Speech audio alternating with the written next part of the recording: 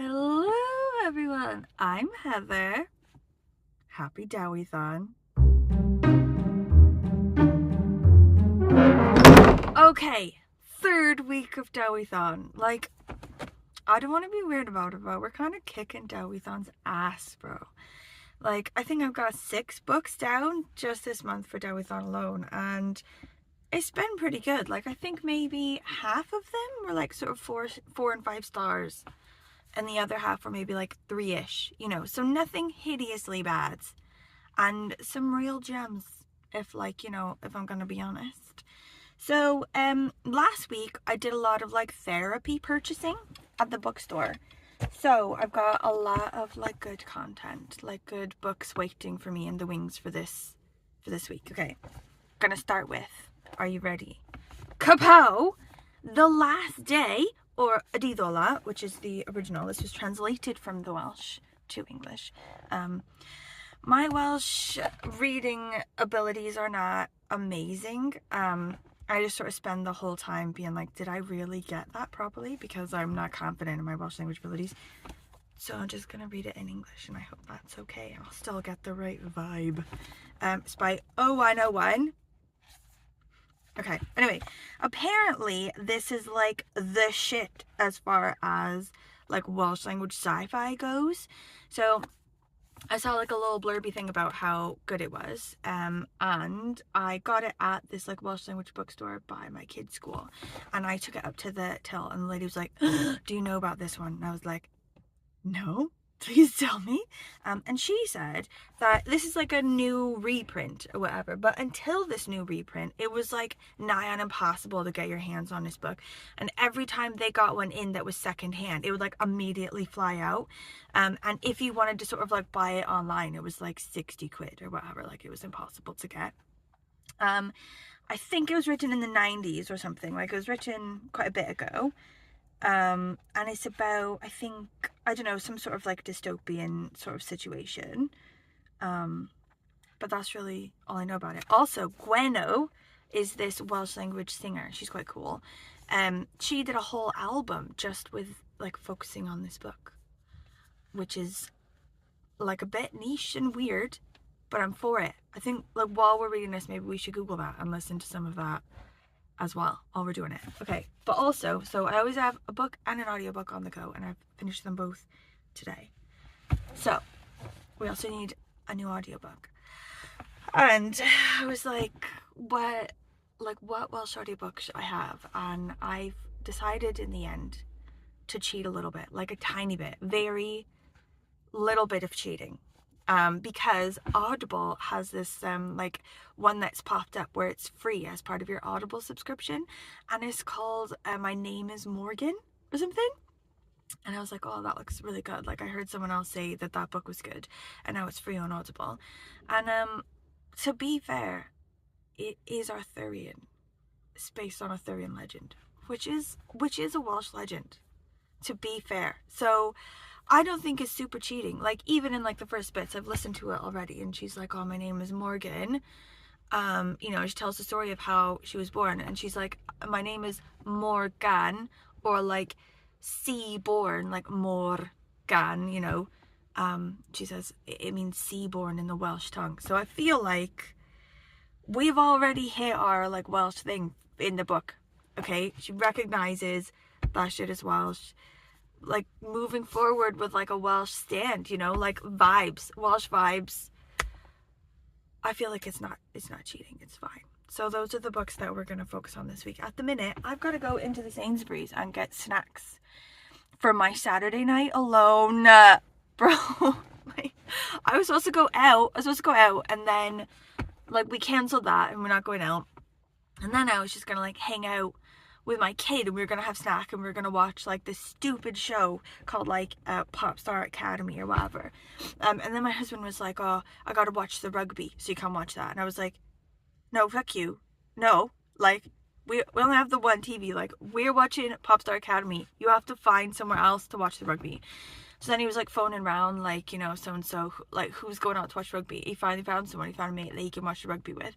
But that friend has a kid who's friends with Anwen. So he was like, oh, I'm going to go over this person's house to watch rugby. And she was like, oh, I want to come. So now I've accidentally fucking lost both of them in like trying to just have a chill out with my family.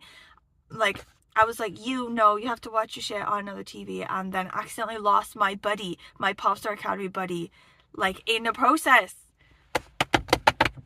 So it's Saturday night completely alone. Like, feel like I am embracing it partially, okay, because I'm gonna have the biggest, longest poop, and no one's gonna talk to me, and no one's gonna need to use the toilet right now. No one's gonna like bang on it and be like, Mom, I need to come in. You know, and that's going to be really good, but that's only going to be like roughly a half an hour of my night, and the rest of the time I'm just going to have to come up with something to do with it. Maybe do a bit of painting. Don't know.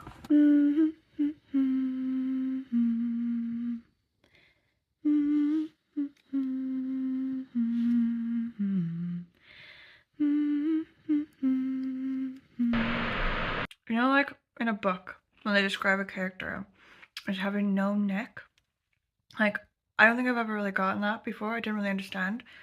I was like, what do you mean? What do you mean he's got no neck? Like, it's just a head on shoulders? Like, I don't understand it.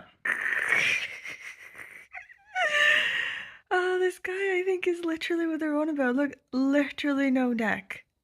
He's alive. He can turn his head, but still just somehow has no neck. Undead. Please talk about Red Nose Day people's decision to make it so you have to get your red noses from Amazon now. Like, what? First of all, hello, we hate Amazon because they're evil villains, obviously. Second of all, you get them at Sainsbury's or whatever, like in the old days. You go around, you get a nose. It's not the nose that you wanted in the end. You come back around through the till again. You get another one, okay? Straight away. You got 4 or 5 noses, you still don't get the nose you want. You could try one more time, okay, bang, just like live with it, whatever. These ones, I had to get 2. I had to get 2 knowing that, first of all, I wasn't gonna get the nose that I wanted straight away. Why does this one even exist is stupid, okay? But also knowing the likelihood that I would just get 2 of the same nose was very high. So now I've got 2 of the pointless, stupid nose. What do? Do I just fund Amazon some more? Like, get another round? Like, it takes a whole day for it to come to me. It's not like a Sainsbury's where I can just, like, go round and round and round again, bro, and just, like, have it done with. This is, like, a week-long project. Get another one. Have it sent to me tomorrow. Same nose. Get another one. Have it the next day. Like, it's only Friday now. This is happening. Like, I have limited time to spend on this project. Like, fuck nose shit. That's like, seriously, though, bro.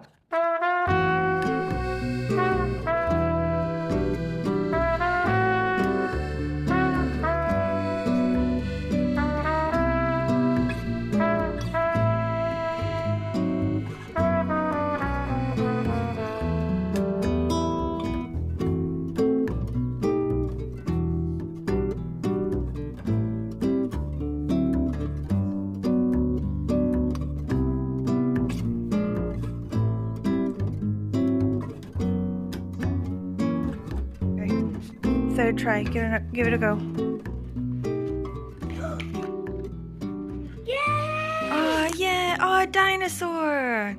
Oh, see, that's what we want. Good. Third time lucky. What's your book about? Yes, okay. So, my book is Goldilocks, not the sweet little precious Goldilocks, killer Goldilocks, okay? Okay. It's about this killer Goldilocks. She has a horse. And legends say that she taught the devil how to sword fight, and whoever dares to come in her cabin may die. And may never come out. Let me see it. Goldilocks. Wanted, dead or alive. It's good, is it? Yeah. It sounds really good. I'll read it after you. You need to. She does have really wild eyebrows, doesn't she? I know. She's like a man. She's not like a man. She's just got like caterpillar eyeballs or caterpillar eyebrows. She She looks evil. She is evil. Stupid. Wow. And this is the one that was mainly, and that one like blue and gold. Gorgeous.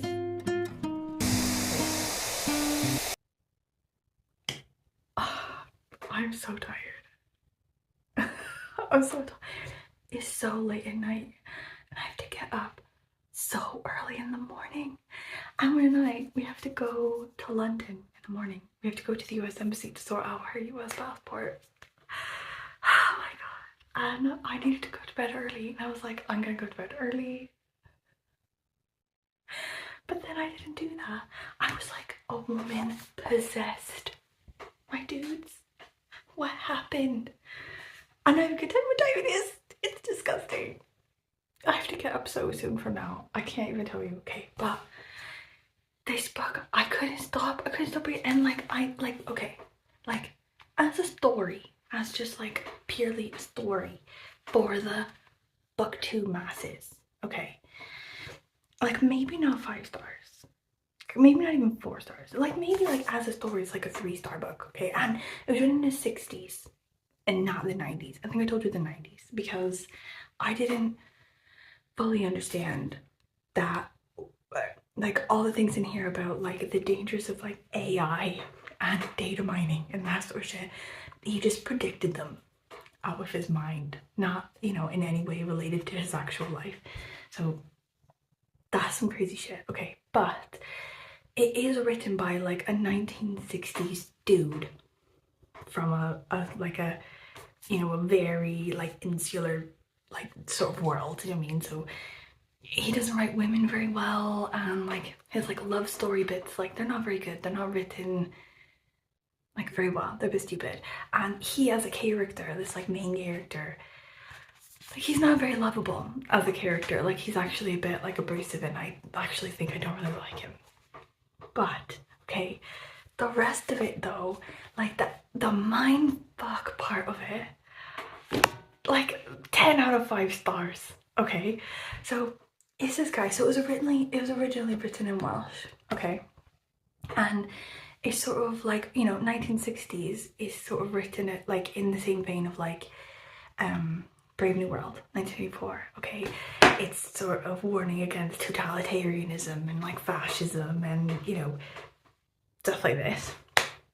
But it's coming from this sort of voice and this sort of like community that doesn't normally like get to say that sort of thing.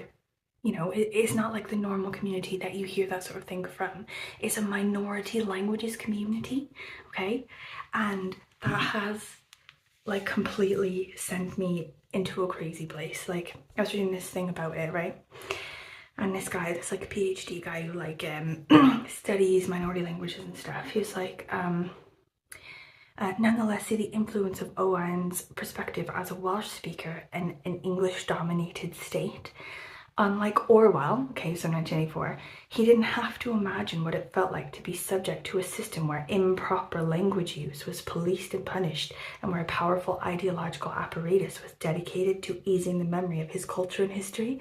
Do you know what I mean? So it's sort of saying like Orwell, he had like all these great ideas about like being forced, you know, out of your culture and out of your identity into this like other one that's totalitarian and like all encompassing and like, you know, makes everyone the same and blah blah.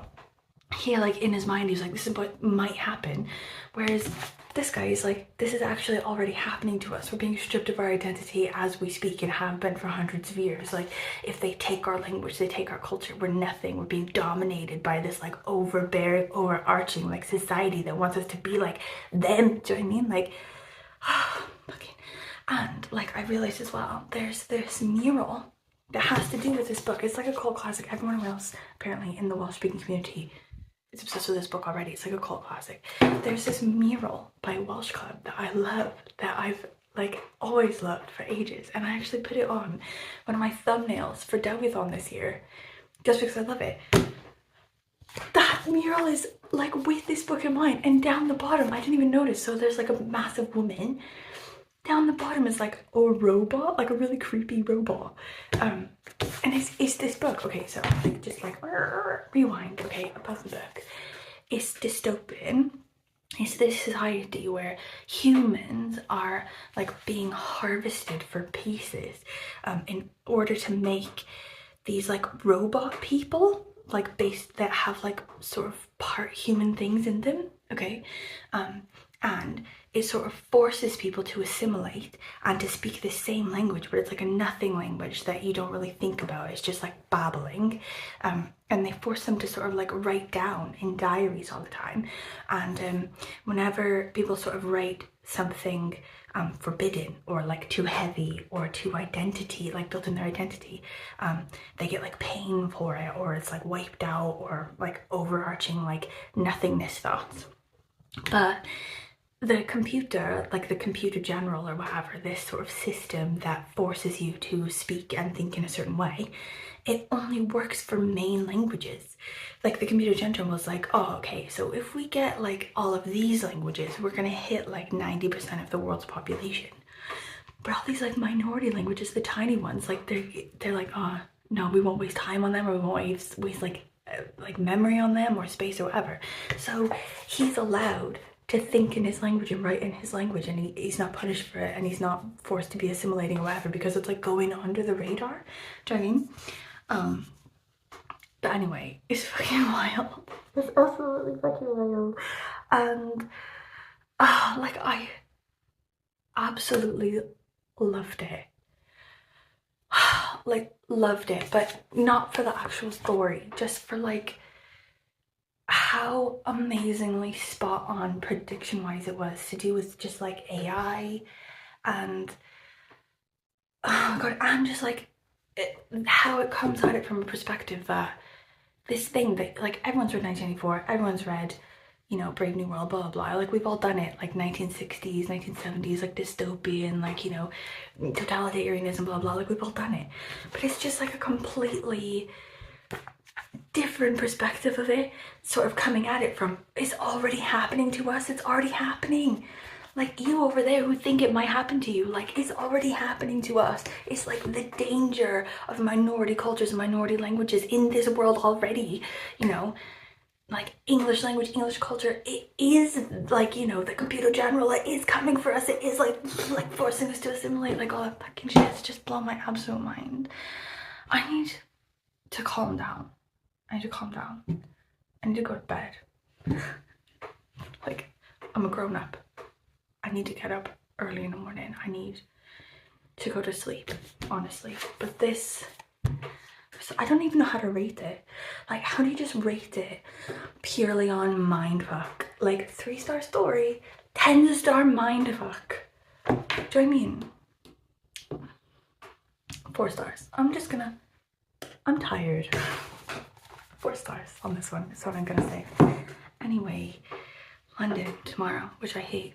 I feel like it's the butthole of the world. I'm sorry if you're from London, I'm so sorry. I just hate it so much there. And like America is lucky that I have so many strong ties to it emotionally, okay? Because it is testing my patience, making me go all the way to London to renew a passport. Are you out of your fucking mind? Or of your head, America? Are you serious? Okay, I gotta go to bed.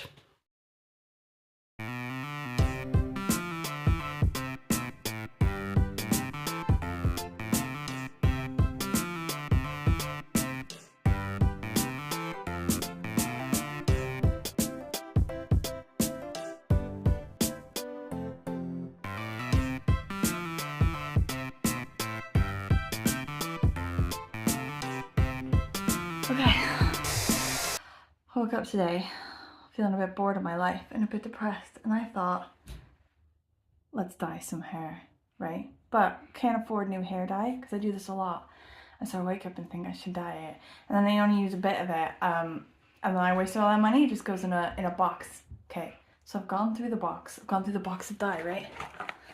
I've got a bit of this color and a bit of this color. What happens now? Stay with me. Stay with me. What happens if I mix them together and make like a coral? like a sort of reddish pink. Would it make a reddish pink, or would it make like a poop color? Like an electric unicorn poop color? Like, would they even merge together, or is it impossible to merge dyes in this way? I think we're about to find out. Like what? Let's be honest. Like, are we just not gonna find out and be like, oh, I'm just gonna wonder that forever and then go and like watch TV? Like, nah, bro. We're gonna do it. We're literally like, we're locked in now. The idea has been planted and it's a tree. It's now a full fucking tree. And we're doing it. But also the baby's getting a bit of FOMO now. She's like, but I want some. Yeah. But got issues, right? Because she's a child and she's gotta go to school. It's not half term or nothing. She's gotta go to school on Monday. And also she's got cheer competition on Sunday. And they're a bit weird at the cheer. Like, I'm actually more worried about the cheer than about the school, because the school would be like, that's not allowed, but sort of be okay with it. Whereas the cheer, they would just be crazy. Yeah, they would ban me. So I had a bit of an idea. Another one I found, okay, that I never used because, and this is the thing, when you use blue or green dye on blonde hair and then it fades out, it looks like you've been at the pool too long, bro. It looks like the chlorine has done you right in. So I haven't used it. I've been too afraid, but it's the good kind that I got in America. It's proper manic panic. We used to use this shit when I was in high school. That's the good shit, okay? And it's turquoise, which is the color of Anwen's cheer team. No, turquoise, black and white. So I feel like if we use a bit, just on the ends, or just a streak, just like a late 80s sort of streak, at least it'll be the cheer color, and maybe we can be like, oh, but we did it for cheer. So that it would look like we have loads of spirit. Who's got spirit? We got spirit. Yes, we do. Okay, let's do it. Let's fucking do it, bro. Like, I mean, is it maybe like a sort of bad idea? Like, I'm feeling like maybe it's a bad idea. But also that's like not enough to stop me doing it.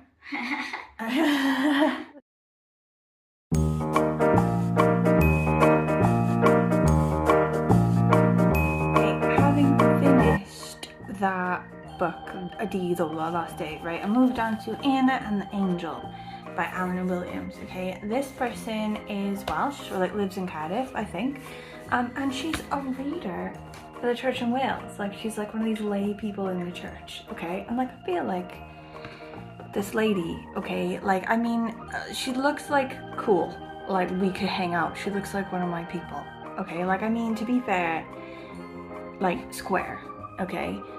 But also like cool, you know, like you could be like just like chilling and like having a convo, and then like the convo goes to a weird place, you know, and you're like, you know, talking about some stuff maybe that's a bit weird, and then she'll just like bounce out with like, well, my husband and I in the 70s when we were trying for a threesome, you know, like this lady, you know, and then, you know, it immediately snaps back to being like really super painfully normal, like she's just cool with stuff, you know, like really non-judgmental. And just like a really cool lady, and she like works in accounting. Do you know what I mean? Like that. I don't know where I got that. That was just my mind. Like, sort of looking at her, I feel like we could be friends, you know. Anyway, just saying that because that's the reason I bought the book. Sort of looking at her face and being like, she looks cool, bro. And also, it's based on a Bible story, which, don't know if I'm for it. Like, I've sort of blocked out all Bible study from when I was a kid. But sometimes these Bible stories are wild, bro, and they're not given, you know, the chance to run free and run wild. Like, you know, in the Bible, sometimes it's just like, and then there's that guy, and he had a really weird face, and he used a fish, you know, for unspeakable things, and then they don't mention him again. Do you know what I mean? Anyway, I feel like people take Bible stories and they turn them into modern stuff, and they grab stuff and they actually explain it and they actually run with it, and it becomes really good. Do you know what I mean? So that's what this was, and I was hoping this would be, because it's based on this story about this guy who goes blind, and then he's like, oh shit, I left all this money with this like distant relative like ages ago.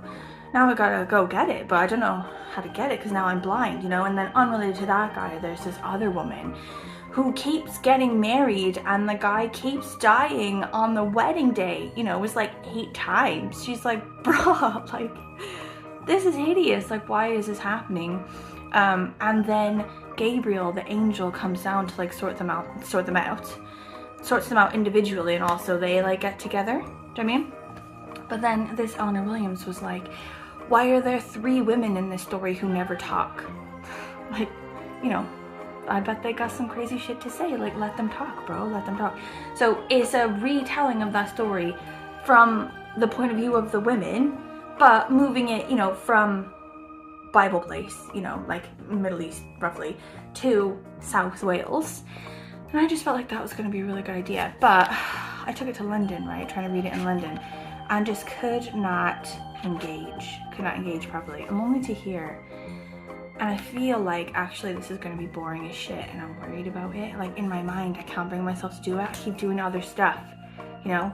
Like, I think I need to doom scroll through Instagram for an hour instead. Like, that sort of stuff. Like, it's not making me feel like I'm hooked and need to read it. But I mean, I'll give it a try. Give it a try tonight, and we'll sort of like see where we are. I might have to DNF this, which is heartbreaking, okay? Because it's not what Eleanor would want for me. I just know it, you know? Even though I feel like she would understand. She would be like, it's okay, honey, you know? Sometimes we don't jive with things. Don't take it to heart.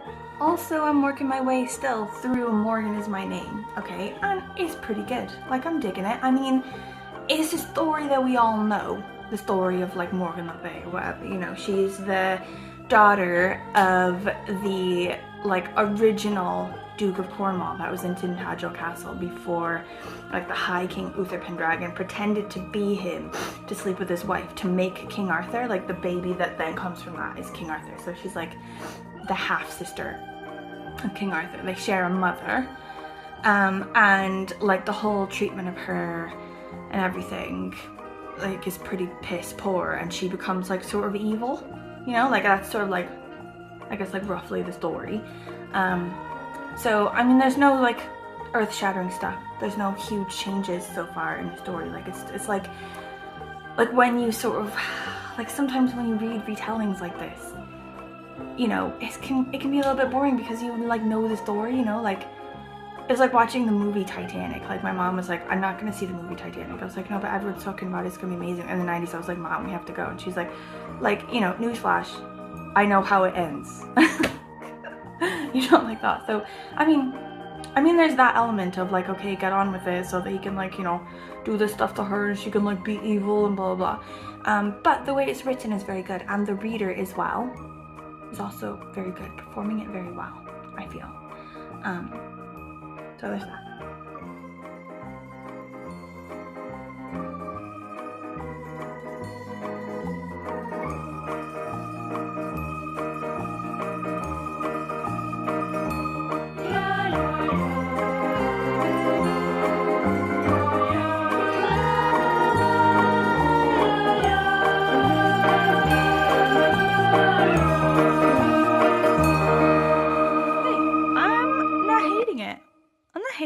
What do you think? Like, I feel like it's subtle, you know?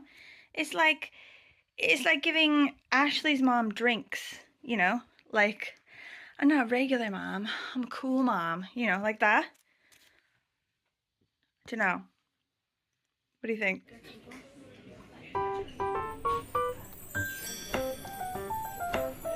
Okay, I have finished Morgan Is My Name, okay? And I realized it's read by Vanessa Kirby, who did, like, Princess Margaret in The Crown. You know, like, youngish Princess Margaret, like 1960s Princess Margaret.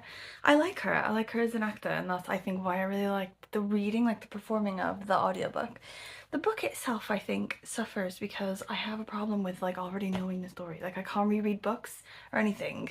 So I basically already know the story. So, like, I don't know, it sort of, like, followed the story quite well. So there were no, like, I don't know, shockers or anything. But, like, character building was quite good. Like, I think it's a series or something. I think there's another one in this series. I think it is probably a good series. I think it's probably, you know, it was a good book. I think it's just me being like, oh, well, that one exactly is planned. Do you know what I mean? Like, my own personal problem. So I'm gonna go with 3 stars on that one. But I think, like, a normal person would give it more than that. Maybe 4, maybe 5 stars. Like, I feel like you should still try it if you're, like, into that sort of thing. So I mean, Anna and the Angel, I got a bit further on this, and I think actually I am gonna DNF it. And I feel bad about it because, you know, told you. Like, I can't even let her look at me. Like, I feel like I've let her down, honestly. Like, don't look at me, okay? But it's just, like, inexplicably super boring. Okay, but that's the end of this one, okay? And sorry it was super long, and sorry there were loads of times when I just ranted for ages. Like, I think my thing in the middle of the night about a Dydd Olaf was 8 minutes long. I ranted for 8 minutes about a Dydd Olaf. I apologize for that. But if you've gotten this far, thank you for watching, and we'll have one more vlog left, I think. One more week of Dewithon. So this is the penultimate. There's one more. I'm excited. Okay, if you have any thoughts, questions, concerns, anything, please let me know. Continue to tell me what you're reading. I do love that part. Okay, and see you next week.